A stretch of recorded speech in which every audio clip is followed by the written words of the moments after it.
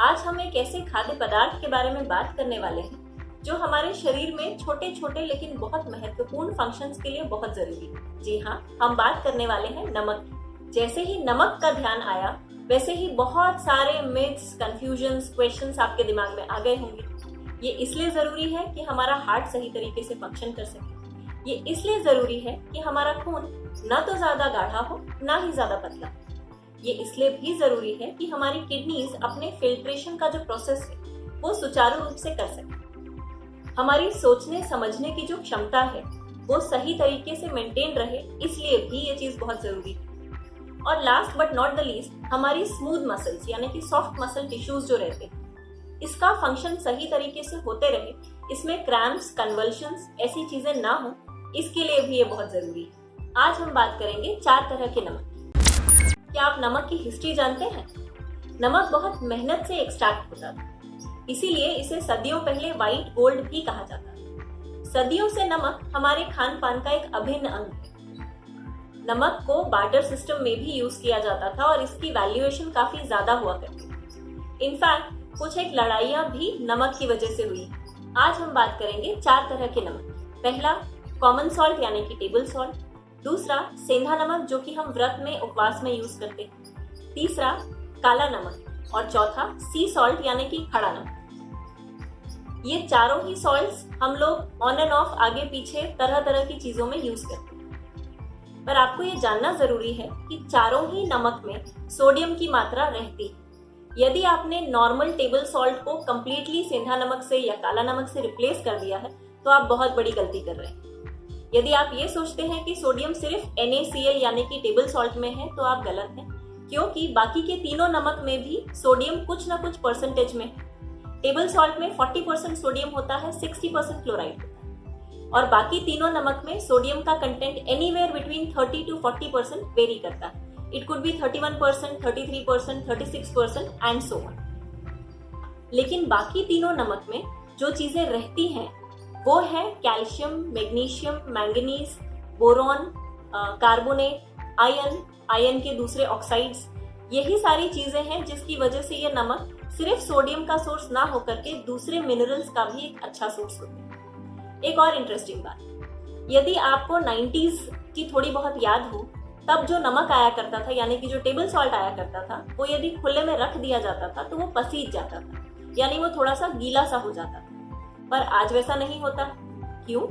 क्योंकि आपके table salt में एंटी केकिंग एजेंट्स डले हुए होते हैं और ये कंप्लीटली प्योरिफाइड रहता है, यानी कि ये पूरा एक सा दिखता है। इसके ग्रैन्यूल्स एक बराबर साइज के होते हैं। तो ये जो एंटी केकिंग एजेंट्स हैं ये जरूर थोड़ा बहुत नुकसानदायक हो सकते हैं। पर एक और इंटरेस्टिंग बात है, मान लीजिए आपने कंप्लीटली टेबल सॉल्ट बंद कर दिया है डाइट में, तो घर में जो प्रेग्नेंट फीमेल्स हैं, ब्रेस्ट फीडिंग फीमेल्स हैं या ग्रोइंग एज के बच्चे हैं, इनको आयोडीन की रिक्वायरमेंट रहती है।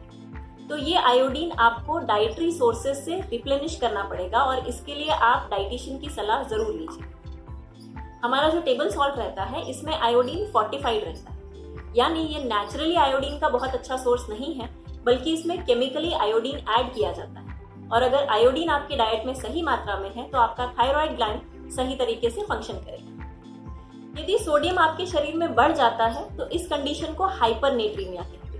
यदि ये कम हो जाता है तो इसे हाइपोनेट्रीमिया कहते हैं। बढ़ने की जो स्थिति रहती है इसमें बहुत ज्यादा प्यास लगना, बहुत ज्यादा भूख लगना, घबराहट होना, पसीना आना, फ्रीक्वेंट यूरिनेशन होना, ये सारे बेसिक सिम्टम्स रहते हैं हाई सोडियम लेवल्स के। लो सोडियम लेवल्स के भी सिम्टम्स थोड़े बहुत इससे सिमिलर हैं। इसमें डिहाइड्रेशन होता है, चक्कर आते हैं, बैलेंसिंग की दिक्कत होती है, यानी यदि सीधे चलना चाह रहे हैं तो वो नहीं कर पाएंगे, क्योंकि सोडियम बैलेंसिंग के लिए बहुत जरूरी इलेक्ट्रोलाइट है। इसके अलावा वाटर रिटेंशन दोनों ही केसेस में होता है, चाहे सोडियम बढ़ गया हो या कम हो गया हो। ये हर इंडिविजुअल में वेरी करता है। तो यदि आपके हाथ पैरों में सूजन रहती है जब आप सो के उठते हैं तब, या दिन में कभी भी, या जब आप सो के उठते हैं तो उंगलियों में इतनी सूजन रहती है कि आपकी अंगूठियां फंस जाती हैं, तो ये टिपिकल साइन है कि आपका सोडियम नॉर्मल से ऊपर या नीचे वेरी कर रहा है। अब अगर हम नमक के बारे में इतनी बात कर रहे हैं तो क्या ये जरूरी नहीं है कि हम डिस्कस करें कि हमें कितना नमक लेना चाहिए? हमें लगभग 2000 से 2500 मिलीग्राम सोडियम की रिक्वायरमेंट होती है पर डे बेसिस। यदि कोई लो सोडियम डाइट पे है, मेडिकली एडवाइज्ड है, तो उनकी डेली रिक्वायरमेंट हो जाती है 1500 मिलीग्राम सोडियम।